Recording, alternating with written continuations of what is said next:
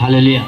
आज मैं एक ऐसी टेस्टमनी लेकर आया हूँ, जब आप उसको सुनोगे ना तो हैरान हो जाओगे, क्योंकि हर एक बंदे से जुड़ी हुई टेस्टमनी है वो, हर एक व्यक्ति से, यहाँ तक आपके छोटे बच्चों से भी जुड़ी हुई आशय है वो, जो अन्य जाति लोग हैं उनसे भी जुड़ी हुई वो ब्लेसिंग्स है, वो ऐसी ही टेस्टमनी है। हालेलुया। मैं अलग से लेकर आया हूँ।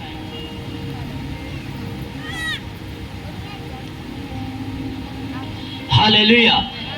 आज भी जो क्रिश्चियंस लोग हैं, बहुत से लोग ऐसे हैं जो अपने फाइनेंस में संघर्ष करते हैं, पर्सनल फाइनेंस में अपने, हालेलुया, अपने घराने में संघर्ष करते हैं, अपनी व्यक्तिगत जीवन में संघर्ष करते हैं, और उसका कारण एक ही है कि वो परमेश्वर के साथ वफादार नहीं होते। पैसे के मामले में वो वचन में चलते नहीं है, कारण एक ही है। हालेलुया। अब बहुत से लोग ऐसे हैं जो टाइथ नहीं देते, ऑफरिंग दान देकर चले जाते हैं। बहुत से लोग ऐसे हैं जो दान और दशमांश दोनों देते हैं। तो जो दशमांश नहीं देते, क्या परमेश्वर उनसे प्यार नहीं करता? नहीं, उनसे परमेश्वर प्यार करता है, उनसे भी उतना ही प्यार करता है जिनसे जितना वो हमसे करता है जो टाइथ देते हैं। तो फिर फर्क क्या है? अंतर ये होगा, प्यार उतना ही करता है, स्वर्ग वो भी जाएगा, स्वर्ग हम भी जाएंगे, मैं भी जाऊंगा जो टाइथ देता हूं, और वो भी जाएगा जो दशमांश नहीं देता। अब फिर फर्क क्या है? फर्क ये है कि धरती पर वो उतना ब्लस नहीं होगा जितना टाइथ पे करने वाला ब्लस होगा। टाइथ देने वाला एक टाइम हो सकता है कि वो तंगी में कुछ टाइम तक रह सकता है, लेकिन सारी उम्र वो तंगी में नहीं रह सकता। ये बाइबल प्रूफ करती है। और जितनों ने आज तक टाइथ दिए है, उनकी गवाहियां हजारों में पड़ी है, हजारों में, लाखों में होगी। मैं 50-60 की बात नहीं कर रहा हूं, कितनी गवाहियां, लाखों हजारों में गवाहियां होंगी। वो बाइबल में गवाही है, प्रैक्टिकल गवाही है, मेरी टेस्टमनी है, मेरे परिवार की गवाही है, आपके बीच से बहुत लोग हैं जिन्होंने टाइथ पे किया और उनकी गवाहियां होंगी। अब मैं फाइनेंशियल ट्रबल से निकलूं कैसे? मुझे आर्थिक तंगी से निकलना है, मुझे छुटकारा चाहिए उस जीवन में, आर्थिक जीवन में मुझे डिलीवरेंस चाहिए। अब मैं कैसे पाऊं उस जीवन को? मैं क्रिश्चियन बंदा हूं, पुराना क्रिश्चियन बंदा हूं, लेकिन अब तक मैं उस फाइनेंशियल ट्रबल से निकला नहीं हूं। कारण क्या है? आपको शायद वचन का मालूम नहीं है, शायद वचन के अंदर जो ब्लेसिंग्स है, जो आशीष है, उनका आपको शायद मालूम नहीं है। इस कारण शायद आप ट्रबल में हो। अगर आपको मालूम है तो क्या पता आप फॉलो नहीं कर रहे उन चीजों को। हालेलुया। अगर मुझे फाइनेंशियल ट्रबल से निकलना है, मुझे आर्थिक तंगी से निकलना है, मैं वैसा जीवन चाहता हूं जो बाइबल में दर्ज है कि मैं तुम्हें इतना दूंगा, रखने की जगह ना होगी। अगर मुझे वैसा जीवन चाहिए तो फिर मुझे वैसी स्टोरी वाला बंदा भी बनना पड़ेगा। अगर मुझे अब्राहम जैसी ब्लेसिंग चाहिए, सुलेमान जैसी आशीष चाहिए, पौलुस पत्रस जैसी ब्लेसिंग चाहिए, यीशु मसीह जैसी आशीष चाहिए, तो मुझे वैसा बंदा भी बनना पड़ेगा, मुझे वैसे ही काम करना पड़ेगा। ये नहीं कि मैं संडे कहीं और हूं जी, टाइथ भी नहीं पे कर रहा हूं जी, बस जो थोड़ा बहुत दे रहा हूं बस उससे मेरा काम चल रहा है। तो लाइफ टाइम हो सकता है आप आर्थिक तंगी में गुजार दो।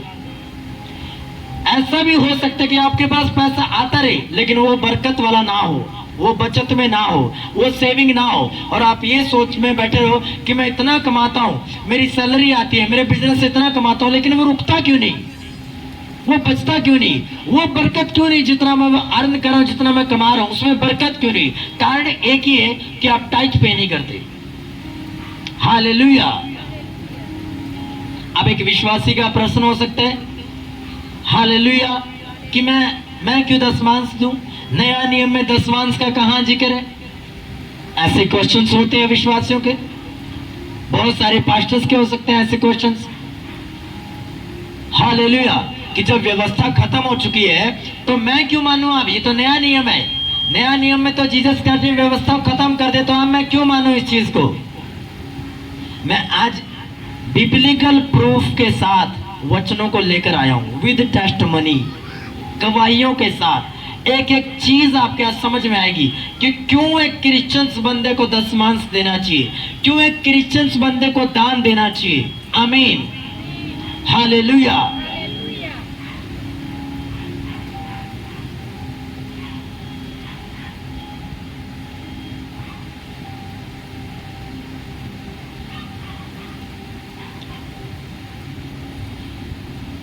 सब जन निकालेंगे उत्पत्ति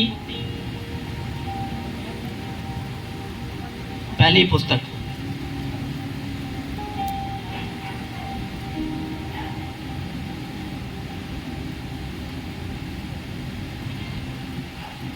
हालेलुया।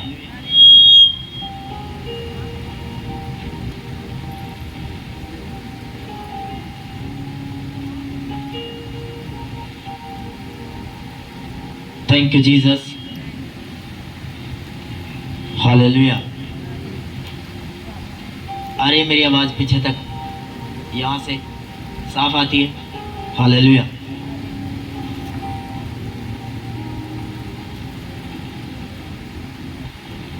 आपने मलाकी बहुत बार पढ़ा होगा और पढ़ते भी होंगे, लेकिन शायद मलाकी के पढ़ने के बावजूद भी कुछ लोग टाइट पे नहीं करते।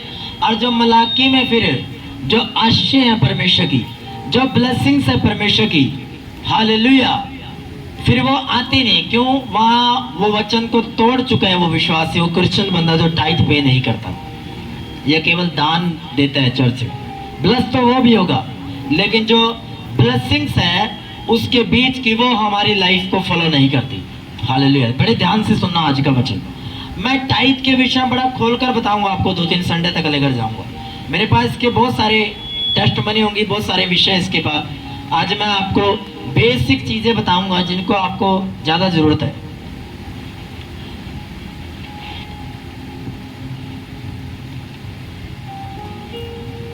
सब जन निकालेंगे उत्पत्ति 14। अगर आपके पास बाइबल नहीं है, अगर नया नियम है तो ये पुराना नियम में 16 पेज मैं पढ़ूंगा आपके लिए, आप नोट कर सकते हो। उत्पत्ति 14 का 20 17 से पढ़ूंगा, जहां पर लिखा मलिकिसदिक का अब्राम को आशीष देना। पहले तो मैं बयान करना चाहता हूँ, यह मलिकिसदिक एक ऐसा पर्सन है जिसका ना तो माँ बाप का जिक्र है, कोई भी जिक्र नहीं है। इसकी जो कंपैरिजन है, तुलना है, यह यीशु मसीह के साथ की गई है।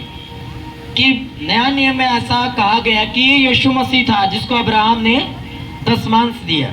ये यीशु मसीह परमेश्वर था। हालेलुया। बड़े ध्यान से सुनना। ये जब वह कदोर्लाओमेर उसके साथी राजाओं को जीतकर लौटा आता था, तब सदोम का राजा सावे नामक तराई में, जो राजा की तराई भी कहलाती है, उससे भेंट करने के लिए आया। तब शालेम का राजा मलिकिसदिक, जो परम प्रधान ईश्वर का याजक था, रोटी और दाखमधु ले आया। परम प्रधान ईश्वर का याजक, और उसने अब्राहम को यह आशीर्वाद दिया, परम प्रधान ईश्वर की ओर से, जो आकाश और पृथ्वी का अधिकारी है, तू धन्य है। अपने पड़ोसी को बोलो, ये वचन की घोषणा है, इस वचन से हम घोषणा करेंगे। बोलो अपने पड़ोसी को, दाएं बाएं आगे पीछे कोई भी जन ना रहे, ये ब्लेसिंग्स है आपके लिए। बोलो, परम प्रधान ईश्वर की ओर से, जो आकाश और पृथ्वी का अधिकारी है, तू धन्य हो। आमीन। हालेलुया। मेरा ये मानना है कि जब आप बाइबल पढ़ते हो, अगर वचन में कोई ऐसा कि आप अपने ऊपर घोषणाएं कर सकते हो, तो उसी टाइम आंखों को बंद करो, अपनी चारों दिशाओं पर घोषणा करो उस वचन के साथ। अपने आर्थिक, शारीरिक, आत्मिक, मानसिक, चारों दिशाओं में अपने बेटे बेटियों में। मेरा ये मानना है और वो पूरा होता है। आमीन। धन्य है परम प्रधान ईश्वर, जिसने तेरे द्रोहियों को तेरे वश में कर दिया है। तब अब्राहम ने उसको सब वस्तुओं का दशमांश दिया। अब सोचने वाली बात यह है कि जो उत्पत्ति की पुस्तक है वो कम से कम हजारों साल पहले लिखी गई है। हजारों साल पहले, हजारों साल पहले। और मलाकी की पुस्तक 430 बिफोर क्राइस्ट, ईसा पूर्व में लिखी गई है। तो जो रूल रेगुलेशन आया दशमांश का, जो सही प्रोटोकॉल बना, वो मलाकी में बना प्रोटोकॉल जाके, कि देना ही देना है ये तो। लेकिन अब्राहम के टाइम में कोई ऐसा प्रोटोकॉल नहीं था, कोई ऐसी विधि नहीं थी, कोई ऐसा आज्ञा पालन नहीं था कि तुम्हें दशमांश देना ही देना है जी, ये तो देना पड़ेगा जी, परमेश्वर लड़ लेगा तेरे सिर पर खड़ा है तो देना पड़ेगा। नहीं, ऐसा कोई रूल रेगुलेशन नहीं था। पर ये अब्राहम के जीवन में आया कैसे, सोच विचार में आया कैसे? उसके मन ने, उसके विवेक ने उससे बात की कि परमेश्वर, तो अब्राहम ने 10वां हिस्सा दिया। 10% दिया, 10 दिया, 10 दिया। आया कहां से? उसके विवेक ने उससे बात की। क्यों? क्योंकि उसके विवेक को मालूम था, अब्राहम को मालूम था कि जो कुछ मेरे पास है वो परमेश्वर का ही है और मुझे घमंड ना आए, इस कारण उसने परमेश्वर को 10वां हिस्सा दिया कि परमेश्वर जो तू मुझे 100% दे रहे, इसका 10वां हिस्सा मैं तुझे देता हूं। आमीन, हालेलुया।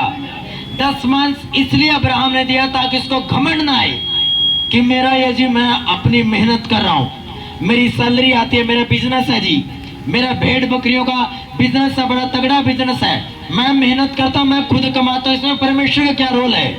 भाई, आदम को बनाने से पहले जितनी वस्तुएं अपने जीवन के लिए बनाई गई वो सब ब्लेसिंग कारण है और वो सब परमेश्वर ने बनाई है। इस कारण हमें घमंड ना आए, इस कारण एक विश्वासी को 10वां देना चाहिए। आमीन। ये पहला पॉइंट था, क्यों देना चाहिए जी। बहुतों का क्वेश्चन होता है और जब ये अपलोड होगी तो बहुतों के कान खुल भी जाएंगे, मन छिद जाएंगे। हालेलुया। और बाइबल कहती है जब 14 के बाद आप अब्राहम की लाइफ को पढ़ोगे, जब परमेश्वर को उसने 10वां देना शुरू किया तो आगे जाकर देखो जमीन की ब्लेसिंग जब परमेश्वर ने उसको दी तो ये टाइट देने के बाद दी। टाइट देने से पहले परमेश्वर ने कहा अब्राहम अपने घर परिवार को छोड़ और मेरे पीछे निकला।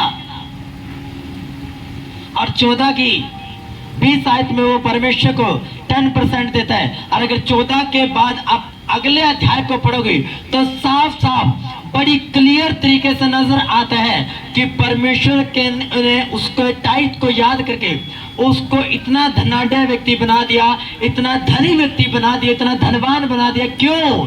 क्योंकि उसने परमेश्वर को 10वां दिया, 10वां हिस्सा दिया जो परमेश्वर का ही है। उसके विवेक को मालूम था, जिस पवित्र आत्मा उसके ऊपर उतरता था उसको मालूम था, हालेलुया, कि मेरी लाइफ के ऊपर जो कुछ भी है, मेरे जीवन में जो कुछ भी है, मेरे बिजनेस में जो कुछ भी है, मैं जो कुछ भी कमाता हूं ये परमेश्वर की बनाई गई सृष्टि से मैं कमाता हूं। आदम को बनाने से पहले सारी ब्लेसिंग से चीजें बना गई, तो आप कहां से कमाते हो? अगर वो चीजें ना बनाते तो क्या आप कमा पाते? नहीं कमा पाते। आपका सोर्स बनाया, आपका जरिया बनाया कमाने का, और ये परमेश्वर की देन है। ये आपकी देन नहीं, ये आदम की देन नहीं है, ये परमेश्वर की देन है। जो आप सोर्स बनाते हो कमाने का अपनी बुद्धि से, ये बुद्धि भी परमेश्वर ने आपको दी है, जिससे आप नए नए कारनामे करते हैं। हालेलुया। जिससे आप रोजगार उत्पन्न करते हो लोगों के लिए, ये बुद्धि परमेश्वर की दी गई है। हालेलुया। और सबसे बड़ा कारण था जो टाइथ पे करते हैं अपनी लाइफ के अंदर, वो एक बड़ी जमीन की ब्लेसिंग्स पाते हैं, देर या सवेर लेकिन पाते जरूर है। आमीन। और लेकिन जो टाइथ पे नहीं करते, अगर जमीन आ भी जाती है वो खो देते हैं, उनके वंशों तक वो खो जाती है। लिख लो मेरी बात, याद रखना मेरी बात। हालेलुया। एग्जाम्पल दो, उत्पत्ति का एग्जाम्पल। मैंने इसमें लिखा नहीं है, ये होली स्पिरिट मुझे बता रहा है। अभी अब्राहम ने टाइथ दिया, उसको जमीन की ब्लेसिंग दी लूत को भी, क्योंकि अब्राहम उसके साथ था, उसका मेंटर था। लेकिन बाइबल कहते हैं जो लूत ने अपनी मनपसंद चीज, अपनी मनपसंद हरियाली वाली जो जमीन, जो खेत उसने लिए, बाद में उसके पास नहीं थे। पढ़ लो स्टोरी। जब उसको लूटा गया वो जमीनों को छोड़कर भागा, क्योंकि वो उतना ईमानदार नहीं था जितना अब्राहम था, और अब्राहम के कारण उसको ब्लेसिंग्स मिली थी। वो फर्क देखो, लूत ने अपनी मनपसंद कि मैं ये हरियाली ज्यादा है, ये यहाँ ये हरियाली नहीं है, वो हरियाली है उस खेत, ये मैं ले लेता हूं। अब्राहम ने कहा चलो तू ले ले। और अब्राहम को ऐसा मिला जहां हरियाली नहीं थी। लेकिन जहां हरियाली नहीं थी वो अब्राहम ने खुद चूज नहीं की थी, वो परमेश्वर ने उसको दी थी। पता क्यों? क्योंकि वो टाइट पे करने वाला व्यक्ति था, जब रूल भी नहीं बना था। हालेलुया। मैं आपको दावा करता हूं, आज हो सकता है मेरे पास प्लेस नहीं है, लेकिन आने वाले टाइम में मेरे पास प्लेस होगी, बिना कर्ज के, बिना लोन के, और परमेश्वर के लोग देकर जाएंगे। आमीन। परमेश्वर देकर जाएगा। आमीन। क्योंकि परमेश्वर अपने वायदों का सच्चा परमेश्वर है, जो मुझे यहां तक लेकर आया है। मेरी इतनी सी योग्यता के अंदर अगर मेरा साउंड तैयार करवा सकता है, तो मेरी प्लेस भी कहीं ना कहीं रेडी कर रहे हैं। आमीन। देर या सवेर, लेकिन मेरी लाइफ में आ जाएगी वो। आमीन। मेरा अब भी, मेरा हाथ थोड़ा ब्लस हो पड़ा, लेकिन अब भी मैं 20% बोलता हूं। 20% मेरा टाइथ जाता है और मेरा 10% ऑफरिंग जाता है। लोग बोलते हैं बताया ना करो जी। क्यों ना बताऊं? क्योंकि ये मेरी ब्लेसिंग्स है, यही तो राज है मेरी ब्लेसिंग्स का। हालेलुया। नहीं, जितना चर्च से आता है मैं चीजें बना ना पाऊं, लेकिन कोई एक दो व्यक्ति आ जाते हैं, मुझे इतना पैसे दे जाते हैं, मेरी वो चीजें बन जाती है। क्यों? क्योंकि टाइथ पे करता हूं। आप शायद 10% देते हो, मैं 20% देता हूं, और 10% मेरी जाती है अलग। यानी मेरी जो मिनिस्ट्री से ब्लेसिंग्स आते हैं, जो मैं इधर उधर से जो लाइफ में मेरी बहुत है, उसका 30%, मेरी कमाई का 30% जाता है परमेश्वर को, और लोग यहाँ 10% देने से भी रोते हैं। हालेलुया।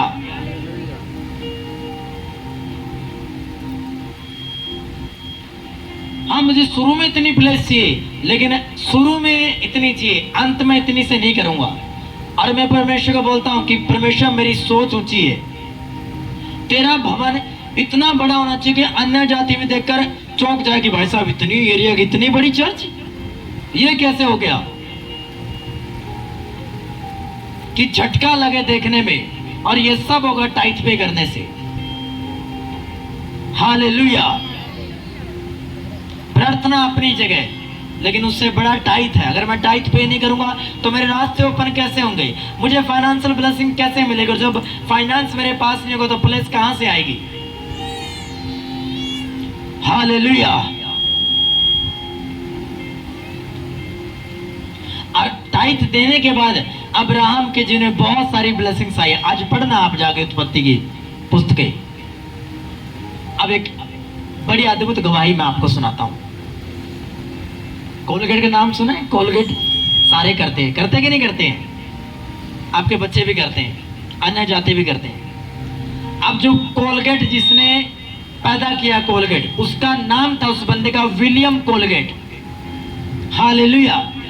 कोलगेट कोई चीज नहीं है, कोलगेट एक नाम है, एक ब्रांड है कोलगेट, जो आज दुनिया के कोने कोने में फैला हुआ है। पहले कोलगेट बना, ये कोलगेट के नाम बाद में बने कि पेप्सोडेंट बन गया जी, क्लोजअप बन गया जी। बोलते हैं आप कोलगेट हो, आप कभी जाते हो 90% लोग दुकान पे जाके बोलते हैं भाई साहब कोलगेट देना, तो दुकानदार बोलता है कौन सा कोलगेट दूं आपको, क्लोजअप दूं, पेप्सोडेंट दूं? बोलते हो कि नहीं बोलते हो आप दुकान पे अगर मेडिकल शॉप से जाते हो, अगर आप मेडिकल से रिलेटेड कोई कोलगेट लेते हो तो आप वहां पे जाके बोलते हो ये वाला कोलगेट चाहिए। वो बोलता है कौन सा वाला कोलगेट? ये मेरे पास ये है, कौन सी कंपनी का दो?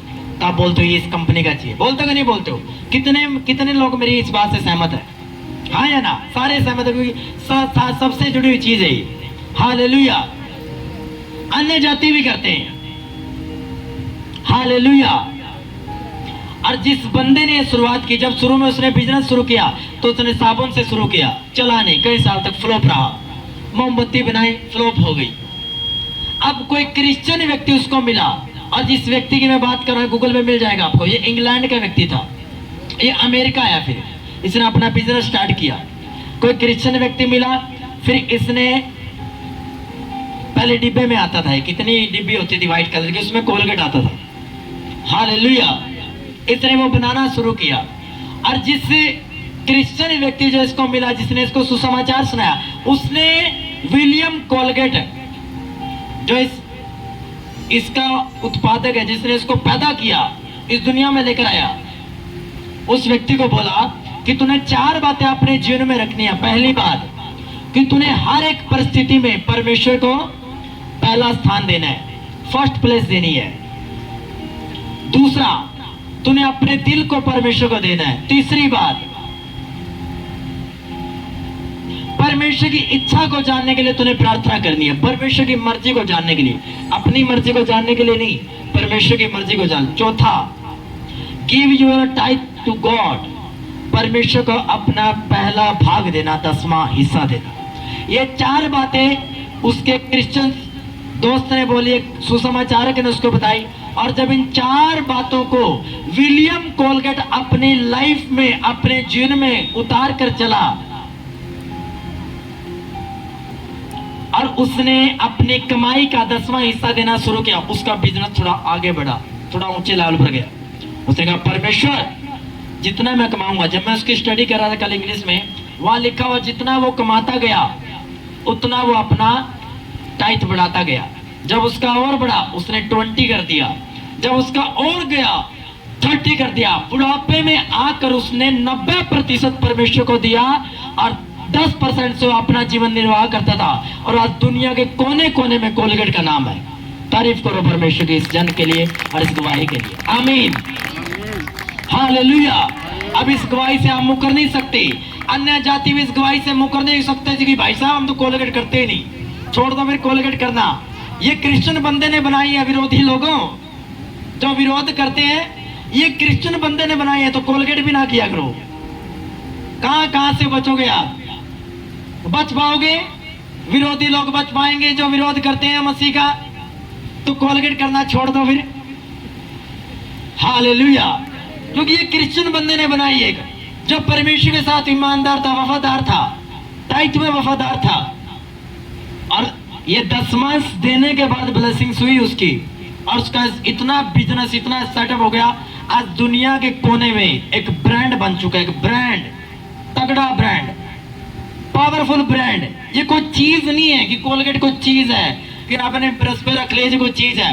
ये अपने आप में एक ब्रांड है, एक नाम है, एक कोई चीज नहीं है, एक ब्रांड है कि 10% बढ़ता गया, 20, 30, बाद में आके उसने 90% परमेश्वर के मिशनरी कामों में सपोर्ट करना स्टार्ट कर दिया और स्कूल कॉलेजेस उसने बनाए फिर। हालेलुया। मिनिस्ट्रीज को सपोर्ट की उसने अपने पैसे से, और 10% पैसे से अपना जीवन निर्वाह करता था। और यहाँ तो लोग 10% भी, 10 छोटा 5% भी मुश्किल से निकलता है हाथ से। तो फिर परमेश्वर विलियम कोलगेट की तरह उन्हीं लोगों को ब्लेस करेगा जो टाइट पे करते हैं, उन लोगों को थोड़ी ब्लेस करेगा जो टाइट पे नहीं करते। फिर घिस घिस कर चलते हैं। बिजनेस बड़ा अच्छा है जी, जॉब 40,000 आती है जी, घिस क्यों रहे हो जी? पता नहीं जी, क्योंकि पता आप करना नहीं चाहते, आप खुद नहीं बताना चाहते कि आप 10वां नहीं देते। हालेलुया। इससे पावरफुल गवाही कोई है विलियम कोलगेट से? ये नाम था उसका विलियम कोलगेट, कोलगेट उसका सरनेम था, और उसी नाम पे उन्हें ब्रांड बना दिया। हालेलुया। आज भी सबसे ज्यादा बिक्री होती है कोलगेट की, सबसे ज्यादा। पता नहीं दिन में कितने कितने लाखों अरबों का बिजनेस कर लेते हैं वो।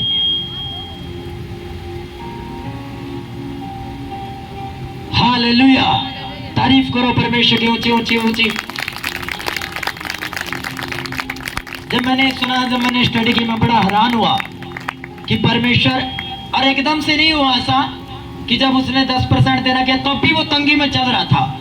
उसकी स्टडी बताती है, उसकी बायोग्राफी बताती है, जब उसने 10% दिया तब भी वो कुछ महीने, कुछ सालों वो तंगी में चला, 1-2 साल तंगी में चला, लेकिन उसने 10% देना बंद नहीं किया।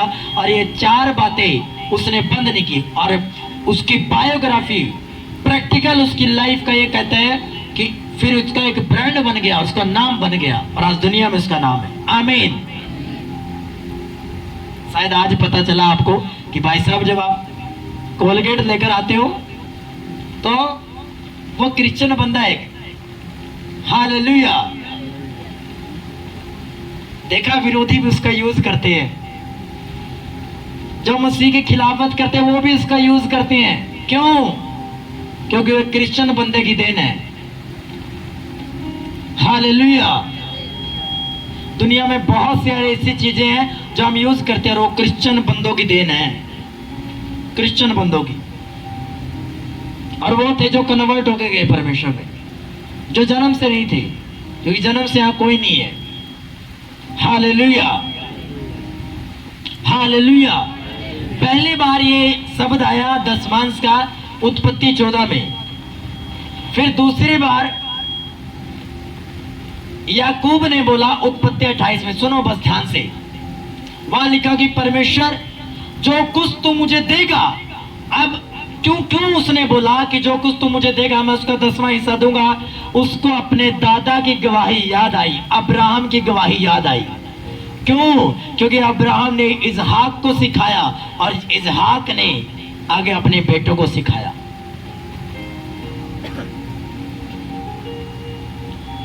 और उसने कहा परमेश्वर जो कुछ तू मेरे बिजनेस में देगा उसका 10वांश मैं तुझे दूंगा। और उसके बाद पढ़ लो, परमेश्वर ने उसको ब्लेस किया, उसको फाइनेंशियली ब्लेस किया। क्योंकि ये कोई बात नहीं है, नॉर्मल बात नहीं है, ये कवनेंट है, एक वाचा है जो परमेश्वर आपके और परमेश्वर के बीच में बांधी जाती है। ये अब्राहम ने बांधी थी कि परमेश्वर मैं तुम्हें 10वांश दिया करूंगा, और वो देता रहा जब तक वो प्रभु में सो ना गया, तब तक वो देता रहा। इसहाक ने भी ऐसा किया। अगर याकूब को मालूम ना तो वो बोलता क्यों? उसको मालूम था क्योंकि उसके दादा की गवाही थी। उसके बाप दादा ने ये शेयर की थी कि जगह हमने टाइथ पे किया और परमेश्वर ने हमें इतनी जमीनों के साथ ब्लेस किया। हालेलुया। जो टाइथ पे करते हैं वो तंगी में नहीं जीते। एक टाइम आ सकता है लेकिन सारी उम्र वैसा टाइम नहीं रहता। कुछ टाइम के लिए आप तंगी में रह सकते, कुछ टाइम के लिए, कुछ के लिए, ज्यादा बड़े टाइम कुछ के लिए, क्योंकि परमेश्वर आपको परखेगा। कि कुछ लोग ऐसे भी होते हैं टाइथ देना स्टार्ट करते हैं तो परखता है ऐसा परमेश्वर, टाइथ देने के बावजूद तंग रहते हैं। फिर बोलता अच्छा 3 महीने से टाइथ दे रहे हैं जी, तंगी में आगे जी छोड़ देंगे। चौथे महीने में कहा जी टाइथ नहीं दे रहे जी तंग हो गया था जी, हाथ बड़ा तंग हो गया था इसलिए बंद कर दिया। तो तुम परमेश्वर की परख में कच्चे निकले, क्योंकि परमेश्वर ने तुम्हें बड़ी ब्लेसिंग देनी थी और तुम्हें परखा और तुम उस परख में कच्चे निकले, इसलिए अब वो ब्लेसिंग तेरी नहीं है। हालेलुया। मैंने कहा जो परमेश्वर में यहां लेकर आया है वो आगे ले जाने की सामर्थ्य भी रखता है। आमीन। जिस परमेश्वर ने मेरा हजारों वाला साउंड रेडी करवा दिया, उसकी लाखों में जाएगी कीमत, क्योंकि अभी मिक्सर नहीं लेके आया, अभी मैं कोडलेस माइक नहीं लेके आया, वो एक लाख प्लस चली जाएगी इसकी कीमत। तो अगर वो मुझे बढ़ा रहा है तो परमेश्वर मुझे उससे आगे भी ले जाने की सामर्थ्य रखता है। आमीन। जमीन एक सबसे बड़ी ब्लेसिंग्स है और ये उन्हीं लोगों की लाइफ में ज्यादातर आती है जो लोग परमेश्वर के साथ पैसे में वफादार होते हैं, जो बढ़कर वफादार होते हैं, जो बढ़कर बोलते हैं, जो अपना टाइथ रोकते नहीं किसी भी हालत में, क्योंकि विलियम कोलगेट को यही बताया गया था। हालेलुया। और वो बुढ़ापे के तक आने तक 90% उसने देना स्टार्ट किया। स्कूल कॉलेजेस खड़े कर दिए, मिशनरीज कामों में उसने देना स्टार्ट कर दिया, खर्चा उठा लिया चर्चिज का। Hallelujah. Thank you Jesus, thank you Jesus. और वचन कब आया? व्यवस्था में मलाकी में है, मलाकी में प्रोटोकॉल बनाया गया, व्यवस्था में प्रोटोकॉल बनाया गया।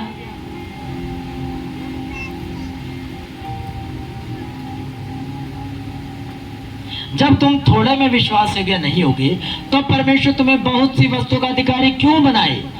जब तुम बोलते हो कि मैं टाइथ क्यों दूं, तब परमेश्वर भी यह बोलेगा कि मैं तुम्हें ब्लेस क्यों करूं। प्रार्थना से फाइनेंस नहीं ओपन हो सकता। चर्च अपने दिमाग में बैठा लो कि अगर तुम 10वांश नहीं, तुम बोलते नहीं हो और तुम प्रार्थना करोगे तो परमेश्वर तुम्हें दे देगा।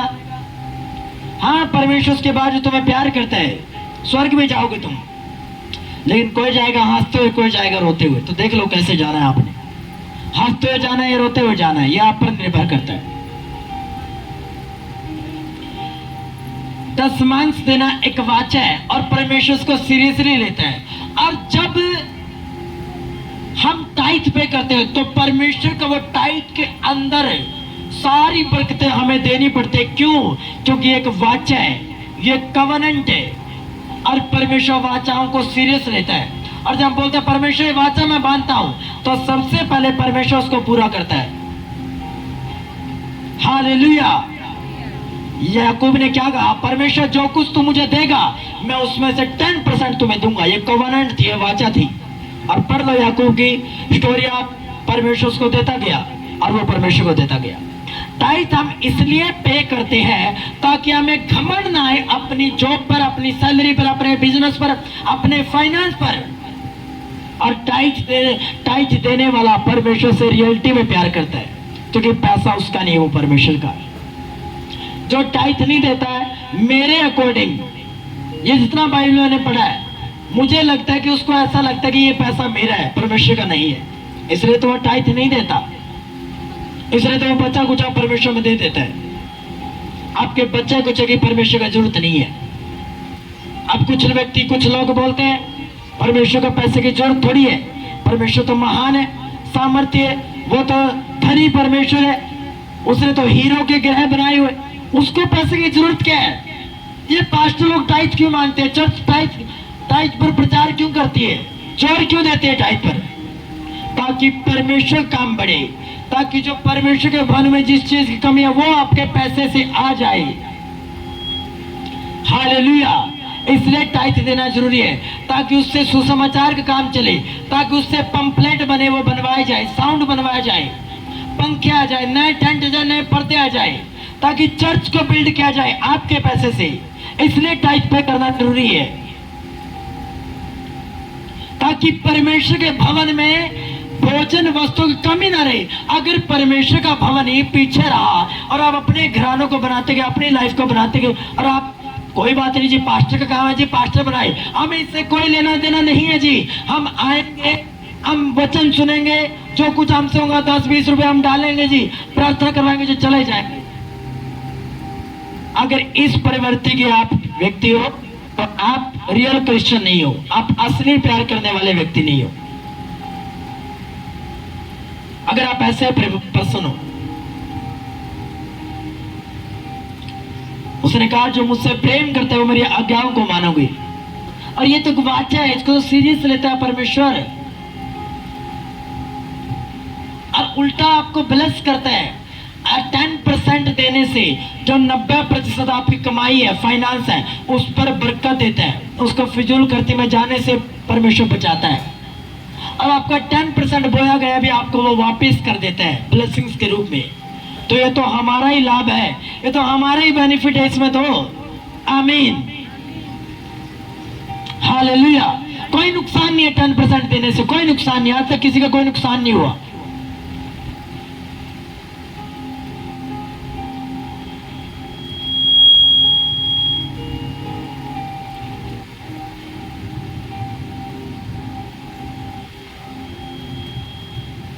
हालेलुया, जोर से बोलो हालेलुया। नया नियम में आप पढ़ लेना,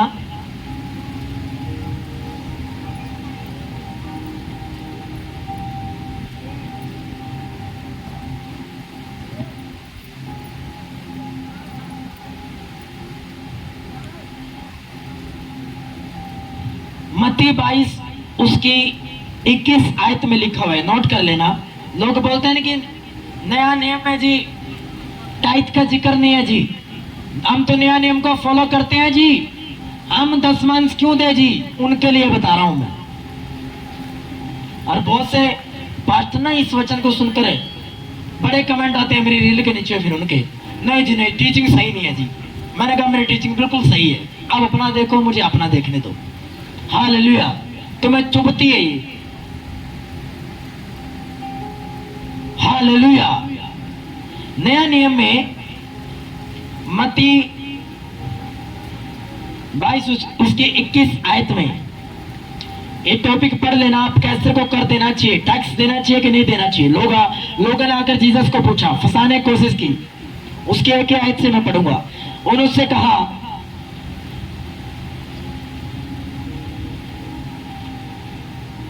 यीशु ने उनकी दुष्टता जान कहा, कपटियों मुझे क्यों परखते हो, कर का सिक्का मुझे दिखाओ, एक सिक्का मुझे दो। तब वे उसके पास एक दिनार ले आए। उसने उनसे कहा, पूछा, एक दिनार मतलब एक दिन की मजदूरी।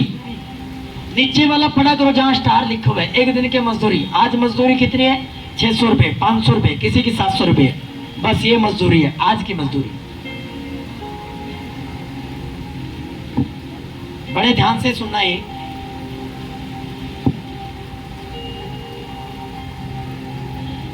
उनसे पूछा, यह छाप और नाम किसका है? उन्होंने उससे कहा, कैसर का, राजा का।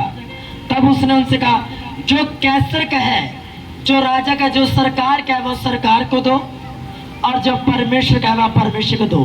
क्या है परमेश्वर का? मैं उन लोगों से पूछना चाहूंगा जो नया नियम को फॉलो करते हो, दशमांश नहीं देते। क्या है परमेश्वर का? मुझे बताओ ये बात। बड़े बाइबल पढ़ते हैं लोग, कुछ पास्टर भी इसमें शामिल है। मैं किसी की निंदा चुगली नहीं करता, मैं किसी पास्टर के खिलाफ नहीं हूं। मैं रियल टीचिंग दे रहा हूं आपको, जो मेरे स्पिरिचुअल फादर से मैंने सीखी है, दुनिया के अनॉइंटेड चर्च से जो मैं अगुवाई ले रहा हूं। क्या है परमेश्वर का? जो यीशु मसीह बोल रहा है यहाँ पे कि जो राजा का है, जो सरकार का है वो सरकार को दो, और जो परमेश्वर का है वो परमेश्वर को दो। एक दिनार लेकर आए, मतलब एक दिन की मजदूरी। आपकी मजदूरी से जो टैक्स बनता है वो भी पे करो, और जो परमेश्वर का बनता है, अगर आप 700 कमाते हो तो 70 रुपए परमेश्वर का वो दो परमेश्वर को, क्योंकि 700 रुपए परमेश्वर ने आपको दिए। वो काम आपका चला भी सकता है, रोक भी सकता है। हालेलुया। आप कहीं सोचेंगे जी अन्य जाति लोग ब्लेस है जी, 2 नंबर का काम करते हो, इतना ब्लेस है जी, मैं भी कर दूं जी, क्रिश्चियन व्यक्ति जी क्या जाता है जी। अरे जब 2 नंबर वालों पर जब रेड पड़ती है ना, तो भाई साहब सब सारे रिश्तेदार याद आ जाते हैं, फिर रातों रात फिर गायब हो जाते हैं। पड़ोसी तक को मालूम चलता 2 नंबर वाला कहाँ गया। खुश मत हो 2 नंबर वालों से कि जो 2 नंबर वालों ने अपनी कोठी बंगले बना ली, गाड़ियां ले ली। खुश मत हो जब उन पर, क्योंकि ये 2 नंबर वाला जो काम करते हैं फंसते जरूर है कभी ना कभी, ये गारंटी है। और जब फंसते हैं तो बड़े तगड़े फंसते हैं, शर्मिंदगी आती है। हालेलुया। अरे ईमानदारी से थोड़ा कमाया गया पैसा आपको चैन की नींद देगा। 2 नंबर वालों को चैन की नींद तक नहीं आती, गोलियां खा खा के नींद लेनी पड़ती है। हालेलुया। यीशु मसीह को फंसाने आए। यीशु मसीह ने कहा, जो राजा का, जो सरकार का, अगर आप ज्यादा कमाते हो, आपका टैक्स बनता है, तो टैक्स की चोरी मत करो, पे करो टैक्स, टैक्स पे करो। सरकार चाहे अच्छी हो बुरी हो, बाइबल हमें यह सिखाती है कि हमें टैक्स पे करना चाहिए, अधिकारियों का अधीन रहना चाहिए। चाहे बिल्कुल बदतर सरकार हो, बुरी सरकार हो, चाहे वो गरीबों के बारे में सोचती हो या ना सोचती हो, चाहे वो आपके बारे में सोचे या ना सोचे, परमेश्वर आपके बारे में सोचेगा। हालेलुया। सरकार अच्छी है बुरी है, आपकी निगाह किस पर होनी चाहिए? बोलो किस पर होनी चाहिए? सरकार पर या परमेश्वर पर? परमेश्वर पर, क्योंकि वही उनके मनों को खोलेगा। राजाओं के मनों को, सरकारों के मनों को वही मोड़ता है, वही उनको मन को अच्छा करता है, वही ढीठ करता है। तो किसके ऊपर, किसकी तरफ आपकी निगाह होनी चाहिए? परमेश्वर की तरफ आपकी निगाह होनी चाहिए। आमीन। क्या है परमेश्वर का? जो जीसस ने कहा कि जो राजा का वो राजा का, जो परमेश्वर का है, जो परमेश्वर क्या है? परमेश्वर का 10% परमेश्वर का है तो पूरा 100% ही परमेश्वर का है। लेकिन आपको घमंड ना आए, किसी व्यक्ति को लालच ना आए, घमंड ना आए। इस कारण दशमांश दिया जाता है कि जब दशमांश दे तो आपको बड़ा सुकून मिलता है। देकर देखो, मैं देकर देता हूं तो मुझे सुकून मिलता है, कभी मुझे चुभता नहीं है वो, बल्कि उससे बढ़कर बोता हूं। अपने स्पिरिचुअल फादर की लाइफ में अलग बोता हूं। जो पास्टर्स मेरे घर पे विजिट करते हैं, मिलते हैं, उनके जीवन में अलग बोता हूं। दशमांश नहीं बोता उनके जीवन में मैं। दशमांश मेरा जाता है अपने स्पिरिचुअल फादर की मिनिस्ट्री में। पास्टर्स की लाइफ में ऑफरिंग बोता हूं, लव ऑफरिंग, मेरा प्यार बोता हूं मैं कि मुझे आपसे प्यार, मैं ब्लेस हूं आपके आने से कि आप मेरे घर पर आए और आप कल्याण देकर जाओगे मेरे घर पर, तो मैं इस कारण आपकी लाइफ में बोता हूं। आमीन। मेरे घर से कभी कोई दास खाली हाथ नहीं जाता, कभी भी, चाहे 2 आए 3 आए। हालेलुया। चाहे इस टाइम कम हो, लेकिन देना जरूर है, क्योंकि वो घटी में दिया गया भी हमारा फल लेकर आता है। आमीन। यीशु मसीह ने एक जोर दिया टाइट देने पर कि जो परमेश्वर को दो। मुझे इस बात का दो कि उसने सिक्का ही क्यों मांगा और सिक्के में से ही परमेश्वर को क्यों देना चाहा, जो परमेश्वर का है। एक दिनार, नीचे लिखे एक दिनार का मतलब एक दिन की मजदूरी, यानी अगर आप 700 रुपए कमाते हो तो आप 70 रुपए परमेश्वर को दो। हालेलुया। टाइट बनते आपका परमेश्वर को देना। एक पास्टर नायरा 70 रुपए नायरा कमाता था वो, और 7 रुपए वो पहले परमेश्वर को देता था। हालेलुया। और दुनिया का एक अनॉइंटेड मैन ऑफ गॉड बना, दुनिया की महान चर्च का एक पादरी बना वो पास्टर, जो 70 रुपए में से 7 रुपए नायरा देता था अपना, 7 रुपए दसमान से निकालता था। और लोग बोलते हैं जिसने ये तो पुराना नियम में है। चलो नया नियम का ही मान लो आप। नया नियम में यीशु मसीह ने लिखा जो थोड़ा बोता है थोड़ा काटेगा, जो ज्यादा बोता है ज्यादा काटेगा। हालेलुया।